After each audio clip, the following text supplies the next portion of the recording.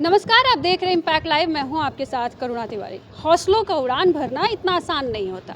चाहे वो 12th का एग्ज़ाम हो, चाहे वो 10th का एग्ज़ाम हो, चाहे आप अपने कैरियर को बनाने में अपनी पूरी योगदान दे दें, हर जगह कहीं ना कहीं आप निष्क्रिय पड़ जाते हैं। कई बार हमारे साथ ऐसा भी होता है कि हम लोग अपना लक्ष्य तक पहुंचते पहुंचते तक वहां ठहर से जाते हैं। लेकिन हम लोग 12th का इस बार जो रिज़ल्ट आया उसमें बातचीत करेंगे। 88% लाई है श्रेया, हमारे साथ है। श्रेया, बहुत बहुत स्वागत है आपका। Thank you so much. कहाँ से हैं? औरंगाबाद डिस्ट्रिक्ट से मैं बिलोंग करती हूँ। आपका पूरा नाम क्या होगा? श्रेया सिंह। श्रेया सिंह। श्रेया, आप 88% लाई हैं। आपका 12th में सब्जेक्ट क्या था? PCM। PCM। सबसे फेवरेट सब्जेक्ट? फिज़िक्स। फिजिक्स।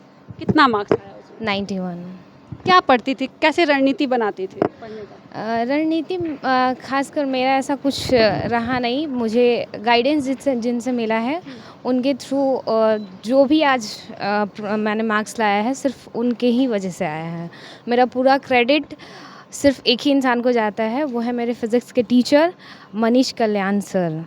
और पहले जब मैं यहाँ पे आई तो सिर्फ मैं 12th बोर्ड्स करने के लिए यहाँ पे आई थी, पर मोटिवेशन बहुत ही ज़्यादा उन्होंने दिया। एक टीचर ही नहीं, बहुत सब चीज़ उन्होंने सिखाया मुझे, जिससे मैं सिर्फ उनके पास फ़िज़िक्स पढ़ने जाती थी, लेकिन केमिस्ट्री मैथ्स में भी जो मैंने मार्क्स लाए हैं वो भी सिर्फ उनके बदौलत ही आया है। कहते हैं CBSE में मार्क्स लाना आसान होता है, लेकिन बिहार बोर्ड में तो बहुत ज़्यादा टफ होता है। आप 88% लाई हैं।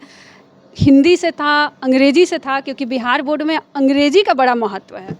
हाँ, इंग्लिश से ही था मेरा। हाँ, इंग्लिश से। तो उन लोगों के लिए क्या कहिएगा जो लोग बिहार बोर्ड में अंग्रेजी को हीन भावना से देखते हैं?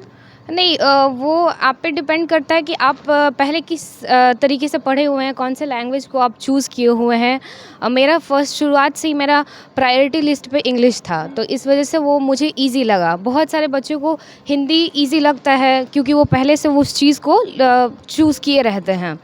हीन भावना से नहीं, ऐसा नहीं होना चाहिए कि हीन भावना से। मैं इंग्लिश से पढ़ी हूँ तो मुझे ऐसा लगता है कि वो ज़्यादा इजी हो सकता है। तो बस ऐसा कुछ ऐसा नहीं है कि हीन, जैसे मैं इंग्लिश से हूँ तो मैं कभी नहीं सोचती हूँ कि हाँ हिंदी वालों के लिए कुछ ऐसा है कि हिंदी वाले कुछ ख़राब लिखे हों या फिर कुछ भी ऐसा लिख के आए हों। मैं ऐसा नहीं सोचती हूँ। इंग्लिश भी सही है, हिंदी भी सही है, वो आपके ऊपर डिपेंड करता है कि आप क्या चूज़ करते हो।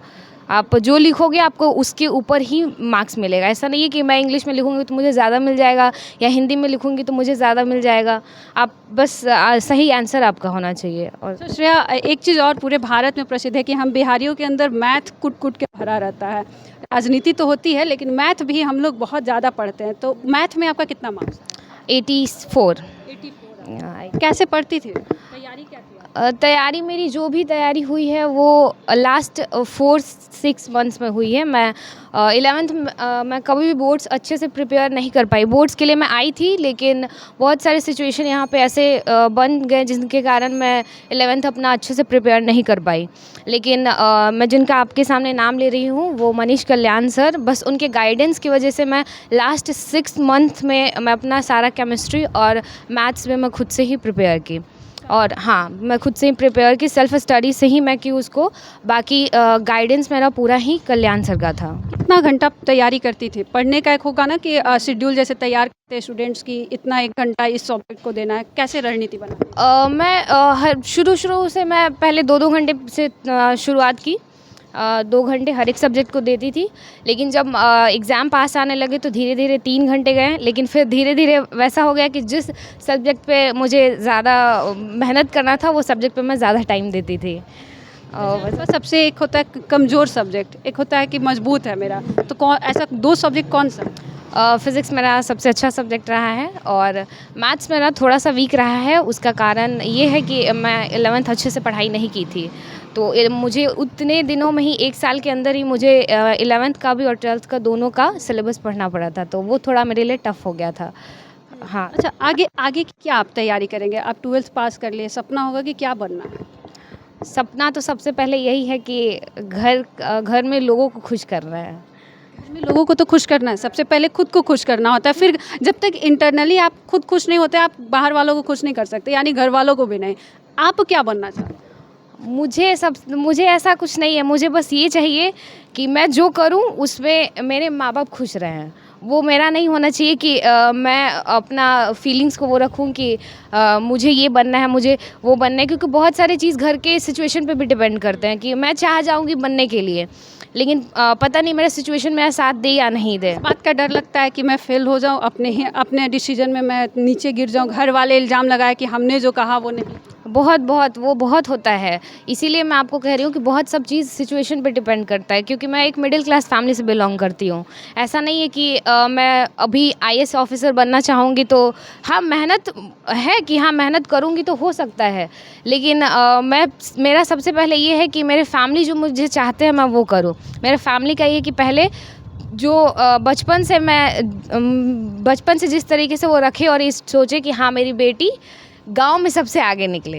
तो आप प्रेशराइज भी होंगे कि 12th का एग्ज़ाम के वक्त कि घर वालों को मैं क्या कहूँगी अगर मार्क्स नहीं। हाँ, वो तो हर एक स्टूडेंट को रहता है कि अगर घर वाले, फैमिली वाले, मेरे फादर एक किसान हैं और पटना आई, वहाँ पे जो भी मेरे खर्चे हो रहे हैं तो अब उससे तो वो चीज़ तो होता है ना कि फैमिली वाले को वो नहीं लगना चाहिए कि हाँ, मेरा उनमें कुछ वेस्ट गया है और मेरे बच्चे में मैं कुछ वेस्ट किया हूँ, वैसा नहीं होना चाहिए। और मिडिल क्लास फैमिली में हर एक बच्चे को इस चीज़ का टेंशन होता ही है कि नहीं मार्क्स आए तो क्या होगा, फैमिली क्या बोलेंगे। और ऐसा नहीं है कि फैमिली बोल देता है कि चलो ठीक है कोई बात नहीं, लेकिन वो मन में होता ही है कि हाँ, फैमिली को मैं खुश नहीं कर पाई।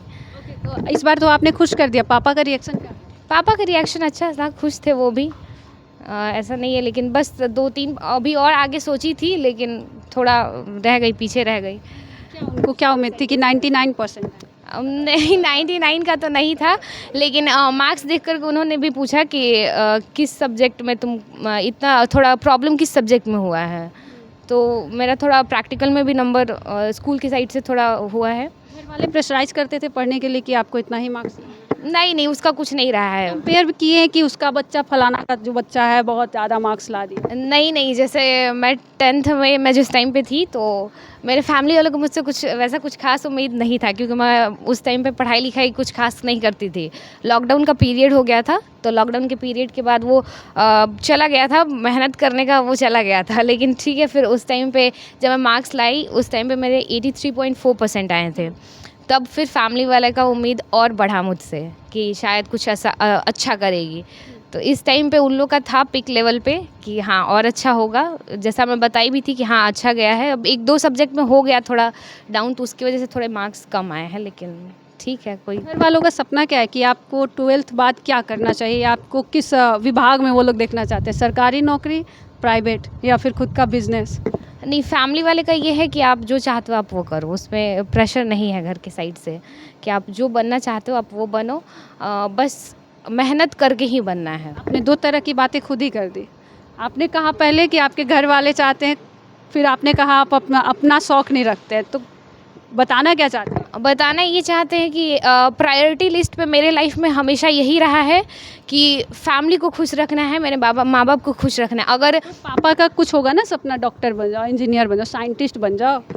इंजीनियरिंग के लिए तो रहा ही है, क्योंकि मैं मैथ्स ली थी, तो ऐसे भी फैमिली वाले को उम्मीद रहता है कि मैथ्स के स्टूडेंट इंजीनियरिंग में जाएंगे, तो उन्होंने बोला भी इस चीज़ के लिए, लेकिन वो भी मेरे कंडीशन को समझे कि हाँ 11th मेरा कुछ खास रहा नहीं, यहाँ पे मैं किसी सिचुएशन में फंस गई यहाँ पे, तो उस वजह से तो फिर उन्होंने बोला कि हाँ ठीक है, पहले बोर्ड्स पे अच्छे से फोकस कर लो, उसके बाद आप आगे जो करना चाहते हो आप वो करो। आगे मतलब अभी आपको इंजीनियरिंग करना है? इंजीनियरिंग के फील्ड में ही आगे बढ़ना है। बच्चों के लिए क्या कहिएगा जो अगले साल 12th का एग्ज़ाम देने वाले? मैं अपना कंडीशन देख करके तो मैं आपको यही बताऊंगी कि मैं 11th जब मेरा ठीक नहीं रहा तब मैं बिल्कुल होप ख़त्म कर दी थी कि हाँ 12th में मेरे अच्छे मार्क्स भी आएंगे, लेकिन बस गाइडेंस मुझे अच्छा मिला और मेहनत, जो कि मैं वो नहीं कि मेहनत मैं ज़ाया नहीं जाने दी, मेहनत मैं करते रही। जिस टाइम से मुझे मिला ये गाइडेंस मैं उस टाइम पे मेहनत की। और एक और बहुत ही इंपॉर्टेंट चीज़ जो मैं स्टूडेंट्स को बताना सजेस्ट करना चाहूँगी, कभी भी पोस्टर्स के पीछे मत जाइएगा, किसी भी कोचिंग के पोस्टर्स के पीछे मत जाइएगा। मेरा 11th बस इसी चक्कर में बर्बाद हुआ है, पोस्टर्स के पीछे कि ये टीचर सबसे बेस्ट है इनके पास। बिल्कुल पैसे भी उतना ही लगते हैं। बिल्कुल, आप वो सब कि आप बस पहले वहाँ पे आप खुद जाइए, आप देखिए वहाँ का सिचुएशन, आप ये मत कभी सोचिएगा कि 10 पोस्टर्स यहाँ पे लगे हुए हैं तो वो कोचिंग अच्छा होगा। वहाँ टीचर का क्या टीचर एक वो नहीं होता है जो आपको बस बता रहा है कि आप ये ऐसे पढ़िए वैसे पढ़िए, उसके साथ साथ आपको मोटिवेट भी करना चाहिए। टीचर का यही मेरे लाइफ में जो अभी 12th का जो मेरा मार्क्स आया है, जिनको मैं क्रेडिट दे रही हूँ मनीष कल्याण सर का, मेरे लाइफ में उनका यही रोल रहा है कि मुझे कभी भी वो डीमोटिवेटेड फील नहीं होने दें। जब मैं उनके पास फर्स्ट टाइम गई तो मैं उनको बस यही बोली कि बोर्ड्स अच्छे से हो जाएगा, लेकिन फिर उन्होंने ही मेरे आँखों में ये सपना जगाया कि हाँ मतलब तुम इंजीनियरिंग भी आगे कर सकती हो, कोई दिक्कत नहीं है। बस उन्हीं के बदौलत आज यहाँ पे हूँ, अपने अच्छे मार्क्स ला करके। उन सबको खुशी है, लेकिन थोड़ा 1-2% के लिए तो है मन में कि थोड़ा और आना चाहिए था, मतलब 90% क्रॉस करना। 90% क्रॉस करना चाहिए था।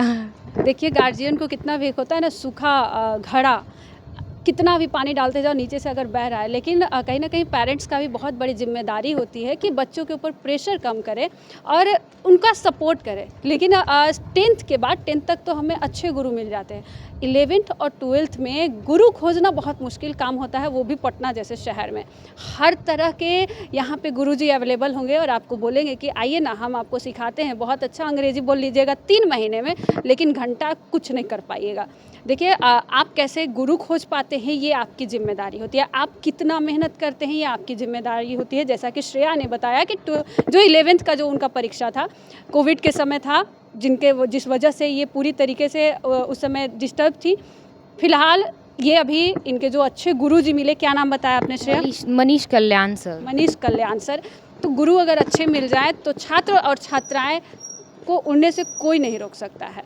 कैमरामैन राहुल के साथ मैं करुणा तिवारी, पटना।